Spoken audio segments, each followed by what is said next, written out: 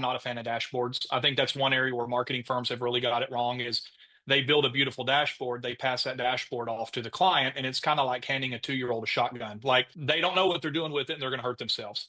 Our responsibility as a good marketing firm is we should be aggregating and communicating the data to you. We pull out of every client CRM. Most of our clients are on Service Titan, which is very robust.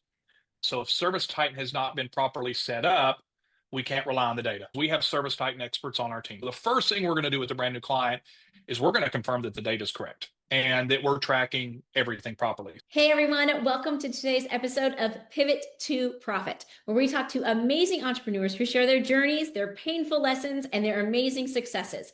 Our guest today is the amazing Josh Cates. How are you, dude? Hey, I'm good. Thanks for having me, Pam. Absolutely. Let me officially introduce you. Josh is a marketing and growth expert, visionary entrepreneur, and business strategist who's launched 5 companies, 3 of which were acquired and helped generate over $1 billion in revenue. Let's go. With 25 years of experience across over 70 industries, he brings a wealth of insight into what truly drives growth and innovation.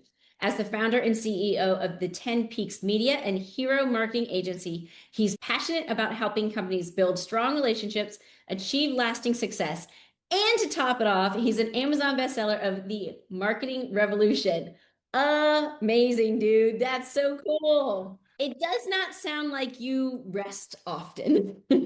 I don't like rest. I love to work. I love to work with talented people. I love to work with our amazing clients. We've had unbelievable experiences. It's been a fun journey, and I still just feel like we're getting started even after 25 years. All right, Josh, let's dive in with the first question. What did little Josh dream about? I started going to Colorado at an early age, and I wanted to be a professional ski instructor. I ski and I'm pretty good at it, so I'm kind of halfway there. Maybe if I sell this next business, I can go into that profession. Do you have kids that you train to ski? I do. Yeah, we have 2 girls. They're both Aggies. And whoop, for any of the Aggies watching, they are both excellent skiers and they are very glad they learned to ski. It's a great sport. So we will say that you are in fact a ski instructor as you have taught 2 young humans to ski. What was young Josh taught about money growing up from your church, your culture, your parents, relatives, society? Was money good? Was money bad? Did you want it? Do you have to work for it? What was the mindset? What were you taught? We just had this conversation with our girls because we have one daughter that's engaged to be married and another that's very serious. So we're talking about money a lot. You know, what I was always taught, because I was raised in a Christian home, was that the love of money was bad, but money was not bad. Money was a tool. But I think what's interesting is we did not have access to what we have access today. You know, your podcast, YouTube, Grant Cardone. I mean, everywhere you look, you're getting helpful information on how to invest and what to do with your money, how to build a business, what an entrepreneur should do and think and look and feel like.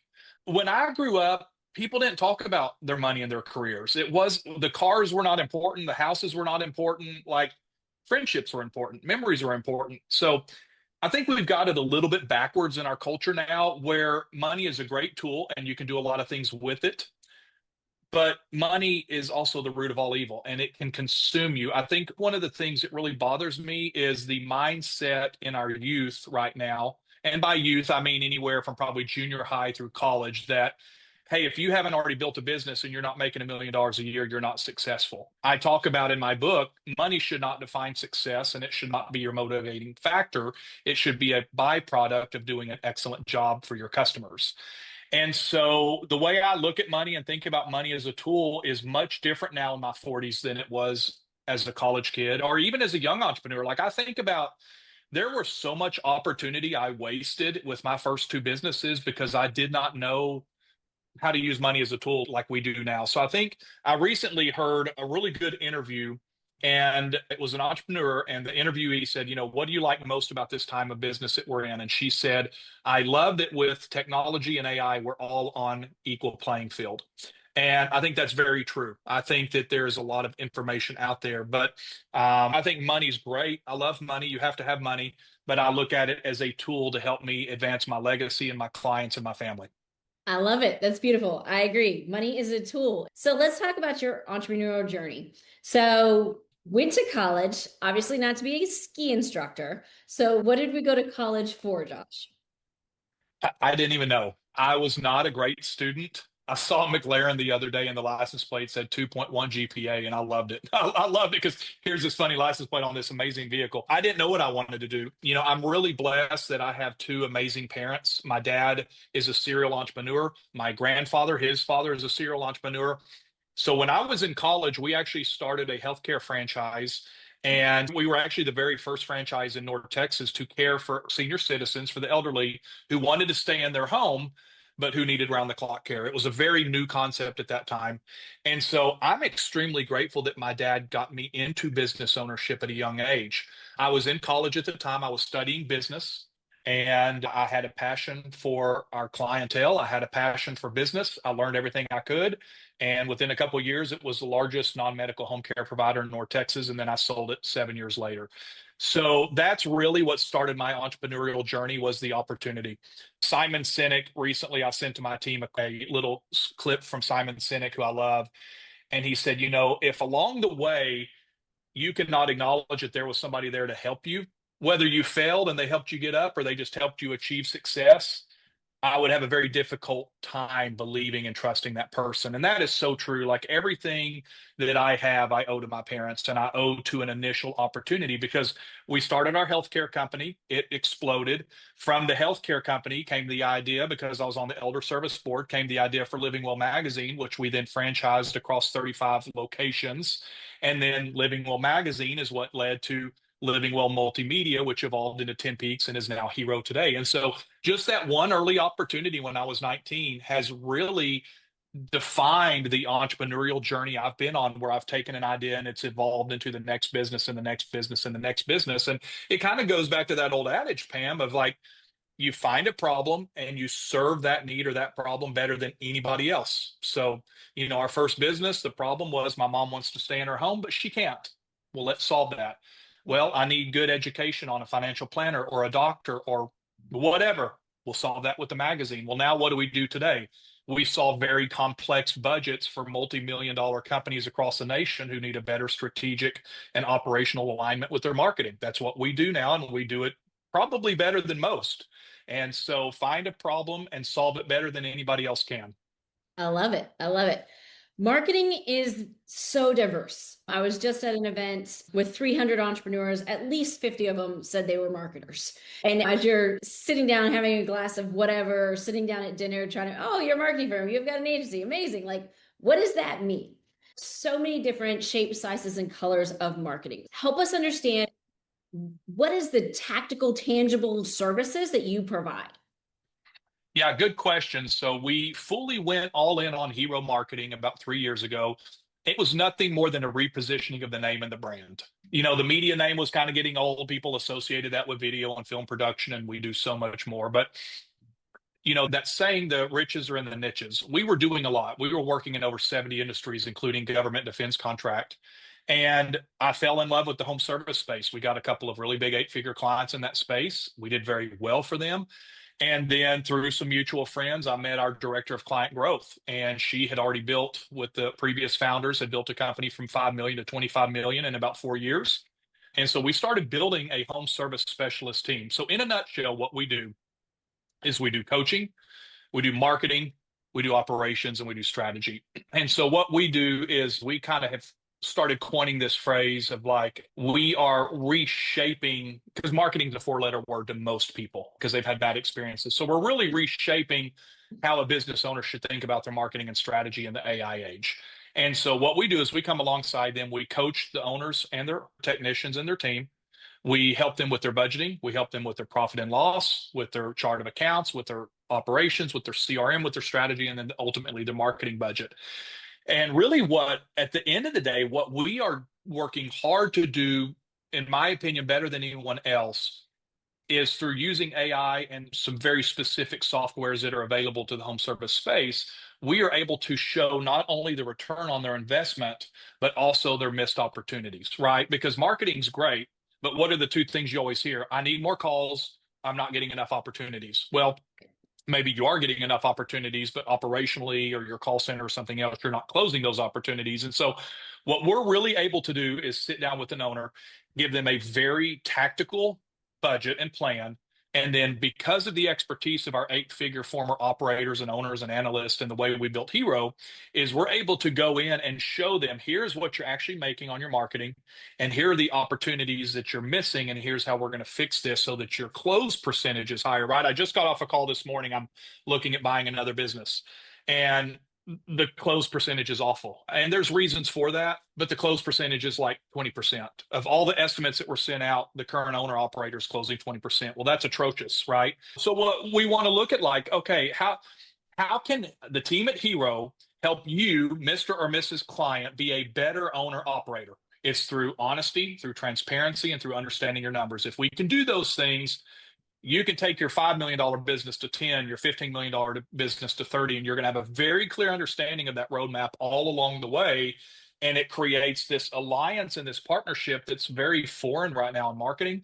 And it's working beautifully. We're one of the fastest growing agencies in America right now. We're going to be throwing our hat in the ring for Inc. 5000 top fastest growing companies. And we have a brilliant team behind the scenes that works very hard to make all of this happen. And so I think the biggest thing, again, I talk about this in my book, is like empowering these owners to take control of and own what is happening on the marketing side of their business, and they can realize success that maybe before has only just been a pipe dream to them. So it's a lot of fun if you get it right. It's very expensive if you get it wrong. I hear you. And I love hearing the fact you're saying that part of what you're doing is helping these clients know their numbers. Because as a fractional CFO firm, one of the things that we always identify is your marketing costs are through the roof. And then we look under the hood and try to figure out, okay, well, all the letters, your CAC, your LTV, your AOV, like all those things. And we're like, why are you spending so much money and not getting a result? Like, what's going on? And we're not trying to come in and fire the marketing agency. We're just trying to figure out what's working and what's not working. Because right now, the numbers, 1+1 doesn't equal more money in the bank. So, from your lens, from the number side of things, what are the numbers that you're looking at with your clients to help them try to understand that says, hey, this one matters? Because there are so many metrics that you can track. What are some of the key ones that you pull out? Because it can be so overwhelming with all the numbers. Yeah, great question. Really great question. A couple of thoughts. I think, first of all, I'm not a fan of dashboards. I think that's one area where marketing firms have really got it wrong, is they build a beautiful dashboard, they pass that dashboard off to the client, and it's kind of like handing a 2-year-old a shotgun. Like, they don't know what they're doing with it, and they're going to hurt themselves. Our responsibility as a good marketing firm is we should be aggregating and communicating the data to you. Here are some of the metrics we look at, because we pull out of every client CRM. Most of our clients are on Service Titan, which is very robust. The asterisk I'm going to put next to that is bad data in, bad data out. So if Service Titan has not been properly set up, we can't rely on the data. So the first thing is we have Service Titan experts on our team. So the first thing we're going to do with a brand new client is we're going to confirm that the data is correct and that we're tracking everything properly. So that's step one. Now, assuming all that's correct and we're pulling their marketing attribution, we have an in-house analyst on our team, and her sole responsibility is marketing reports and pulling data. So what we're going to do is, as the books close each month, and the clients, it varies, right? Like, it might be the first, it might be the fifth, but when the books are closed, every client, we pull that data and we build a custom report for them on PowerPoint that we go through. We're looking at all year over year, month over month, and quarter over quarter data, as well as the trailing week, 2 weeks, however far we are into the month. What we're looking at is, of course, revenue. We're looking at inbound calls. We're looking at marketing attribution. So we're looking at all the lead channels. Are they up or are they down? But then we're looking at like average job value, open estimates. We're looking at opportunities versus opportunities closed. That's where Searchlight comes in. You can look up searchlightdigital.ai. It shows opportunities lost. We're using things like Hatch and Chirp to rehash open estimates. But ultimately, we're looking at the very foundational elements. Is your cost per lead going up or down? How many of your calls are you missing? How many calls are you closing? What does your opportunity look like? And then how is that all impacting revenue? And so here's what ends up happening out of that is we have a client right now that through August, they missed over 700 opportunities via phone call. Of that 700, one of their personnel missed over 300. And so what we saw is you were getting plenty of opportunities, but your call center and your dispatch fee is a problem with the consumer, right? So like we can't assume we're right, the consumer's right. So if the consumer is telling you, we've had 700 calls that you've not been able to close, and primarily it's for this reason, either personnel or your dispatch fee. Well, we know we have a personnel or a dispatch fee problem. We don't have a marketing problem. So what ends up happening is because of our team's expertise, we're able to take that data, confirm it's good, pull it into our reports, sit down with the client at the close of business each month, and then go, aha, here's our aha moment. Here's where the problem lies. And then from there, work with the owner operators and their team, and a lot of times with our coaches to say, okay, here's what we got to fix, right? And it may not be an overnight thing, but here's what we need to start working towards. And then ideally, what we should see is revenue climbs, the percentage of how many opportunities they quote versus close climbs. And then on the paid side, of course, we're always wanting to drive down cost. And sometimes that's easy and sometimes it's not, depending on spend and how aggressive they want to get. But we don't like vanity metrics. So we're not going to throw a lot of vanity metrics at a client if they don't have a direct correlation to something that we can change. Yeah, I love it. And you're letting the numbers lead the way, which I think is the answer for all business owners when they're working with a marketing agency, because it's a big investment to have an agency come in. And if you're not letting the numbers tell you what's working and what's not working, you're just burning your money. I've seen a lot of clients with paid ads just burn money with Meta to not know what's actually working. And so the fact that you're using the data, analyzing it, and translating it, because far too often those dashboards are beautiful and look pretty, but then the next question is, well, what do I do about it? The fact that you have a team that's helping translate that data is huge, makes such a big difference. We do the same thing on the number side, like this is what your P&L, balance sheet. And then now what is what really distinguishes people. And so Josh, I love you say that. It's funny. Over the last 2 weeks, we've signed 4 new clients. One of them really stands out. He interviewed 12 agencies and he gave us the greatest compliment we could ever receive. Brilliant business guy, great business, very smart guy. He knows what he's doing. And he said, Josh, he said, of the other 11, nobody even remotely talked to me about my numbers in my business. They were just pitching their packages. And he goes, the fact that you understand what I want to be looking at and your team understands my industry, it was like there wasn't even a close second. He goes, you guys just completely think about business and marketing different than anybody I've met with. Numbers are non-emotional, and I love that. Owning a business and being an entrepreneur is emotional enough. So if you can take your data points that you make decisions on and pull the emotion out and just say, look, this is just what the data is telling us. Now let's make action off of that. It really creates a very symbiotic relationship, and it creates the word that is most often used when we send out our clients for referrals is partnership. I've never had a partnership like this where they care as much about my business as I care about my business. And that's like the greatest compliment I could ever hear, is that you've entrusted me with your numbers. You've entrusted me with your business and your finances. We're helping you grow and win more.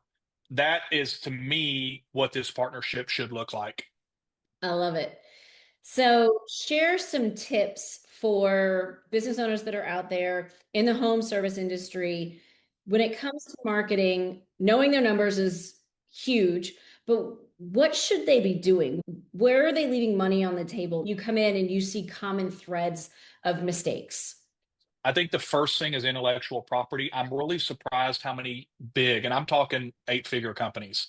I'm surprised how many big companies are not fully aware if they own their website and hosting. They're not fully aware if they own their ad accounts. They're not quite sure where their branding is. They're not quite sure where those photos are they took last summer. Like, I think intellectual property is one part of it, because what ends up happening is if you build that business and you want to go to private equity and sell, your website and your assets and your ad account and all of that historical data is highly valuable data to that PE firm.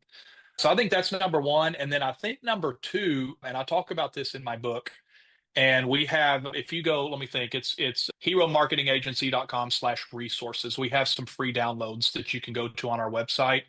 What I find is that people get to the breaking point and then make a decision when they know they've had a problem for 3, 6, 7 months. So what I would encourage, like right now is a really busy time of year for us, because what happens is home service, especially HVAC companies, are coming off the high of summer. Things are slowing down and they're going, well, gosh, I'm kind of looking at my P&L. I'm not near where I thought I would be this year. And you know what? I sent an email to my agency 2 weeks ago and I still haven't heard back from my account manager. In fact, my account manager doesn't even know really what the hell I'm doing anyways. I think I need to make a change. And so what happens is people say, okay, it's a slow season, money's a little tight, but we need to make a change now so that when we ramp up in the spring of next year, we aren't still dealing with this problem. So I think what I would encourage is like, have the courage to have a conversation with us and make a change now. Because what we're going to do is we're not going to pitch any kind of a package or a product. We're going to get in and look at the numbers and look at your business and do a very in-depth discovery call. And then we're going to take you through what we call our hero growth blueprint. And we're going to figure out if there's a fit and an opportunity. Because the reality is AI is changing organic search and the way people do business literally every single day. It's changing every single day. And so for the companies that don't get on top of this and don't make the changes, they're going to get swallowed up pretty quickly. So I think just encouraging owners and operators who are watching this to have a discussion, have the courage to change, but really hold yourself accountable to know your numbers and know what you're actually spending and what you're really making. Because I don't like to see businesses that get to a certain point and they stall or they get stale and they're like, 3 million is good enough for us. Well, it's really not, because you're going to continue to be absorbed by bigger companies, or you're going to lose your market share because you're not making enough revenue to really stay in the game and play long term. So you should truly be always looking to grow your business. Right now, our portfolio is up. All of our clients collectively are up about 41% through September. We obviously haven't closed out October yet. So, if a business is sitting here going, well, gosh, I'm up 12%. Well, are you even keeping up with inflation and rising labor and cost of goods sold? Maybe, maybe not. So you need to be up considerably right now. And if you're not, you need a new partner. If you've been with somebody for 6 or 12 months and you're at 10 or 12 or 15% growth, that's not good enough. So I think you need to take a hard look at what have your inflationary cost been this year, and is your revenue and your profit even keeping up with that? I love it. That's a great takeaway. So what is next for Hero Marketing? What's on the horizon, Josh? Well, so we're currently growing at about 10% month over month. So we have just brought on another very experienced eight-figure client strategist. And so we can handle the continued growth with her now joining our team to manage expanding portfolio. So the next thing with Hero, we're making a lot of changes and advancements to adapt to AI and organic search, and even paid in a sense, right? Like PPC and LSA are both still doing good, but there are things that are changing on that front. So the biggest thing for us is reinvesting some of our profits into team and technology so that we can keep up with a very rapidly changing world. Because what I'm convinced is that, honestly, in 12 more months, our marketing plans that we're working on right now and the things that we're deploying and doing could look a lot different in Q3 and Q4 of next year. And so being prepared to make that adaptation so that our clients are prepared, right? Like everything we do is really seen through two lenses. Number one, our clients have to win. They have to be profitable and be growing successfully. And if they are, then that leads to point two, which is very, very, very low attrition. I think we've lost one client this year. That's amazing. So our client success is our success and security. And so just making sure that we're reinvesting and really following where the digital landscape is going so that we're prepared for our clients. I love it. I love it. So Josh, where can people connect with you? Best place is marketlikeahero.com or heromarketingagency.com. If you want to catch us on Facebook or Instagram or YouTube, just look up at Market Like a Hero. You can schedule a discovery call through our website. You can DM us. And, really our only caveat right now, your business really needs to be doing at least 3 to 5 million top line revenue. That's really our starting point. And then if you are and you want to have a conversation, then let's do that, because I think we're going to be able to really bring a lot of insight and value. I like to, even if I meet with somebody and they're not a fit for Hero, I ultimately want to be able to provide them with a takeaway and value. I had a call with a guy, I think it was last week, and he was not a fit, but I was able to give him about three things he could take away. And he's like, I don't know anybody else that would do this. And I'm like, well, I want me or my team to always add value to every person we're talking to. That's what a good business owner should do. So yeah, that's the best place to connect with us. Again, 3 to 5 million needs to be the minimum top line revenue annually. And if so, then we'd love to have a conversation, introduce more of our team, and see if there's a fit. Awesome. Josh, this has been amazing. Thank you so much for sharing your profit story with us. Listeners out there, if you want help understanding your numbers, increasing your profit, reducing your taxes, just connect with my team at Pam Jordan profitably.com. Josh, thank you so much for your time. And all of you listeners out there, remember, it's not what you make that matters, it's what you keep. Thank you, Pam.